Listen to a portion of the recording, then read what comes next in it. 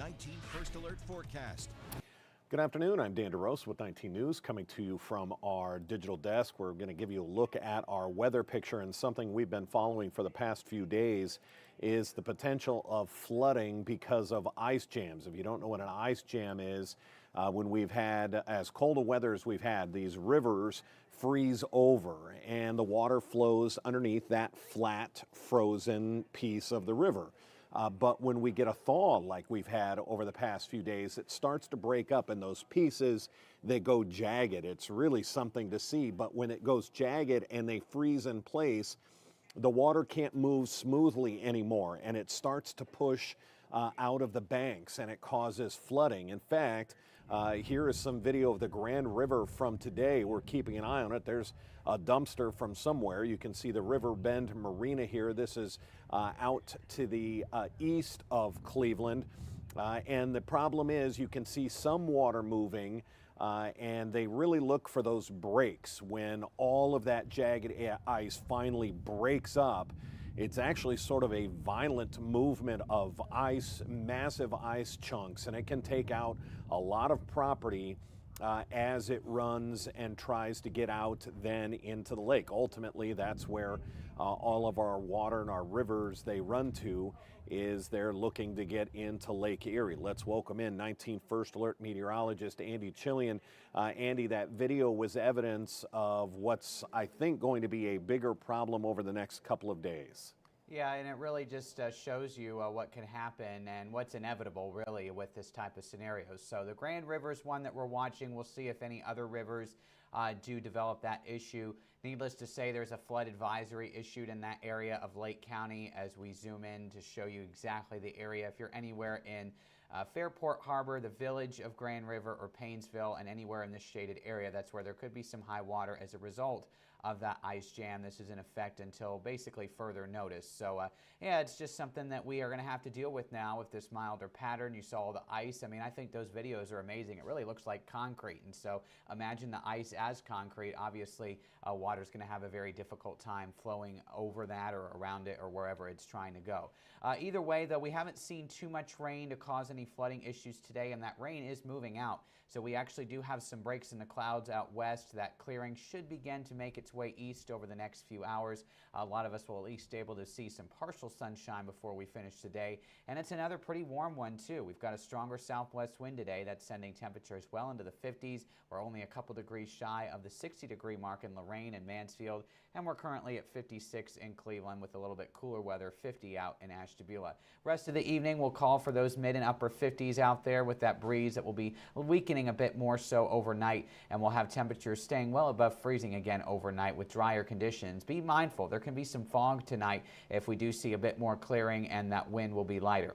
First Alert Future View does show quiet conditions for the rest of the day today. I will say a heads up for maybe a scattered shower or two as we head throughout the day tomorrow. This particular model is showing a little bit of some focused rain along the lake shore. Other data is not showing that, but just a heads up there, could be a few showers tomorrow. Otherwise, the bigger batch of rain is coming really Thursday night and Friday morning. You can see that steadier rain out there.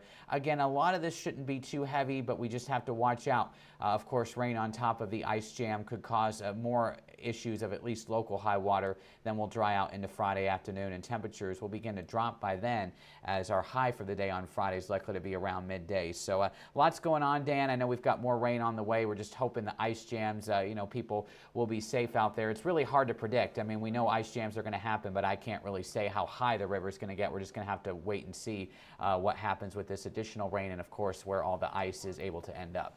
And then if the ice doesn't break up, if it gets back to these freezing temperatures that I think we're going to get over the weekend, that can be a problem, because now that ice can't break apart, it's frozen back into place. But Andy's going to give us those temperatures on the other side of the break.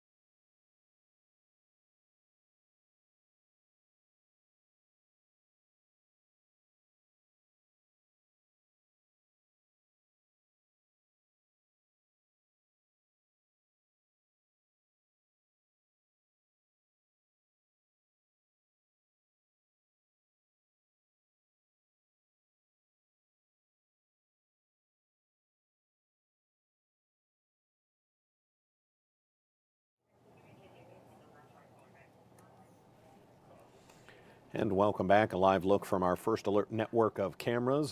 3 shots of downtown and lower right of Independence. As Andy said, the rain has moved out. Now we need to be worried about temperature changes. Andy's going to walk us through the 7-day forecast. Yeah, a couple more days of a springy weather today, of course, tomorrow and Friday, I should say. And then we're going to start to see some colder weather take over for the weekend. Saturday will stay dry. Sunday and Monday we have some snow showers. Right now looking mainly lake effect, maybe a weak system. What looked to be a southern storm system looks to be staying out of our area now. We'll continue to watch the track of that. I'm not seeing a lot of snow at this point, maybe an inch or two, a little bit higher in the snow belt, so this is not crazy snow. Just a reminder that it can snow around here. It seems like it's been a while since we've actually seen accumulating snow across our region. Tuesday stays cold, and then we start to moderate again Wednesday. So this cold snap is much more brief than what we went through. So when we talk about things refreezing, I mean, I guess it's possible, but we, in order to see the lakes and the rivers freeze, I mean, we had several days where we were in the teens, below zero. In fact, this is not going to be anywhere close to a repeat of that. So yeah, the ice may not be able to break up as much if temperatures are below freezing a few nights, but this is just not even close to that same level. And so I'm really not as concerned about things like that. What can be concerning, of course, is that Lake Erie ice continues to break up. I know I'm seeing more reports now, especially over towards Toledo, in those areas where they're having to perform rescues because of people going out on the ice. We don't want that. It is far too dangerous by now.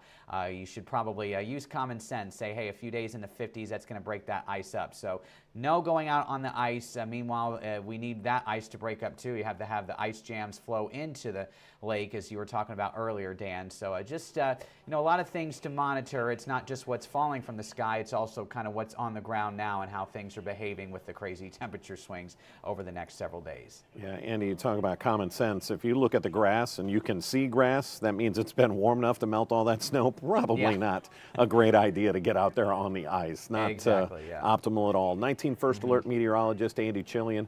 We'll see you at 3 o'clock. All right, sounds good, Dan. All right, take care. We do have 3.5 hours of news and First Alert weather coming up at 3 o'clock on Channel 19. If we have anything else that breaks, it'll be right here on our digital properties. Don't forget to download the 19 News Plus app. You can put that on your phone, your smart TVs. Just go to your app store and look for 19 News Plus. You can get weather all throughout the day and our newscasts live. Until then, I'm Dan DeRose with 19 News. Have a great day.